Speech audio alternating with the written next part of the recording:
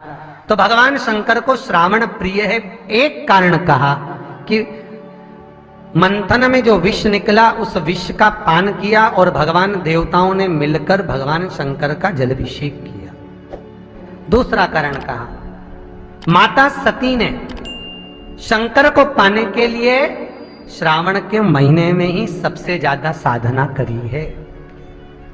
और क्या करा था माता सती ने? एक बालू का, मिट्टी का शिवलिंग बनाती थी, प्रतिदिन शिवलिंग का निर्माण करती थी और शिवलिंग का निर्माण कर कर उसकी पूजन कर कर अर्चना कर कर उसका विसर्जन करती थी सती माता। और माता सती का नियम था भगवान शंकर को पाने के लिए शिवलिंग का तो हमारे यहाँ शिव महापुराण में लिखा है कि पार्थिव शिवलिंग का निर्माण होना चाहिए। और पार्थिव शिवलिंग का निर्माण करना है तो उसके लिए भी वर्णन करा गया।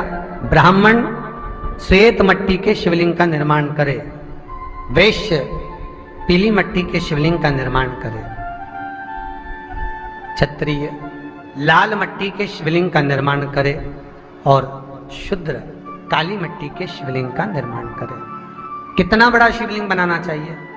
अगर हम पार्थिव शिवलिंग का निर्माण कर रहे हैं या हमारे घर में हम कोई मूर्ति रख रहे हैं या हमारे घर में हम कोई मूर्ति को विराजमान कर रहे हैं तो उस मूर्ति का भाव कितना बड़ा होना चाहिए? तो कहा जमीन पर अपने हस्त कमल को रखकर अंगूठे को ऊंचा कर कर देख लो, बस इतनी बड़ी मूर्ति घर के अंदर होना चाहिए।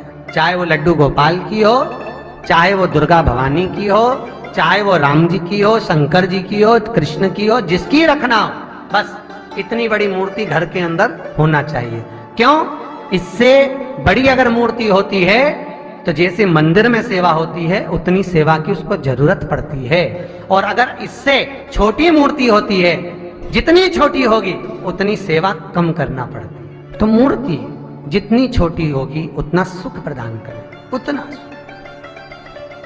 उतना आनंद देगी। पर श्रावण के महीने में यदि आप रोज शिवलिंग नहीं बना सकते तो पूरे महीने में एक बार शंकर का शिवलिंग का, पार्थिव शिवलिंग का निर्माण करना चाहिए, जरूर करना चाहिए। और पार्थिव शिवलिंग का निर्माण कर कर उसकी आराधना, उसकी अर्चना, उसकी पूजन करना चाहिए। नमः शिवाय, ओम नमः शिवाय, ओम नमः शिवाय, नमः शिवाय। पार्थिव शिवलिंग का जब भी निर्माण करें, किसी थाली में या पात्र में, जिसमें भी आप निर्माण कर रहे हैं, उस पार्थिव शिवलिंग को बनाने से पहले उसके अंदर, पात्र के अंदर एक बेलपत्र रखे। बेलपत्र क्या? आपको कथा में कल कहा था, बेलपत्र का वृक्ष माता पार्वती के नयन अश्रु से प्रकट हुआ है और रुद्राक्ष का वृक्ष शंकर भगवान के नयन अश्रु से प्रकट हुआ है।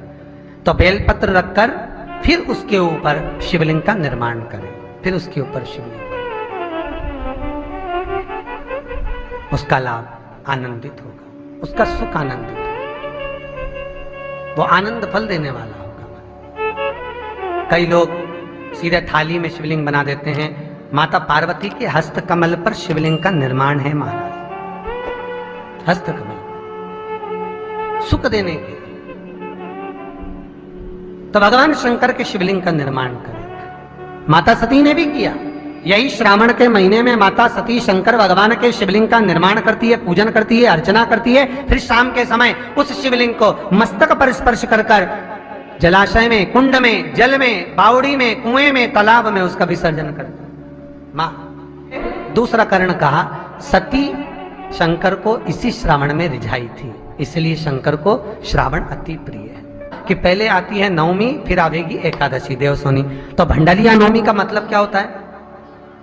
भंडारिया नवमी का स्मरण क्या होता है? अभी आपको कहा था 9 जगह पर बेलपत्र चढ़ती है। भंडारिया नवमी का मतलब ही यही है कि भगवान विष्णु सोने जाने से पहले नवमी तिथि के दिन 9 बेलपत्र भगवान शंकर को समर्पित कर कर भगवान शिव के मंदिर में बैठकर भगवान शंकर की आराधना कर कर भगवान विष्णु लक्ष्मी जी के साथ अपनी सृष्टि का कार्यभार 4 महीने के लिए शंकर जी को सौंप देते हैं भंडारिया नवमी के दिन। और एकादशी के दिन से, देवसोनी एकादशी के दिन जब भगवान सोते हैं, उस दिन से भगवान शंकर पूरे कार्यभार को देखते हैं, पूरे कार्यभार। जब कार्यभार सौंपा गया, भगवान शंकर सृष्टि का संचालन करने लगे, तब ब्रह्मा और विष्णु ने आकर शंकर जी की आराधना यही श्रावण के महीने में करी थी कि आपने पूरा कार्य अच्छे से संभाला, इसलिए शंकर को श्रावण अति प्रिय है। ये तीसरा कारण है शंकर को श्रावण प्रियता का। अब शिव महापुराण की कथा करिए कि शंकर को श्रावण प्रिय चौथा कारण वर्णन करा कि ये कारण भगवान शंकर की आराधना माता पार्वती ने बाल्यपन से करी, खूब करी, खूब दिल से करी। भगवान शंकर खूब रिझाया माता पार्वती की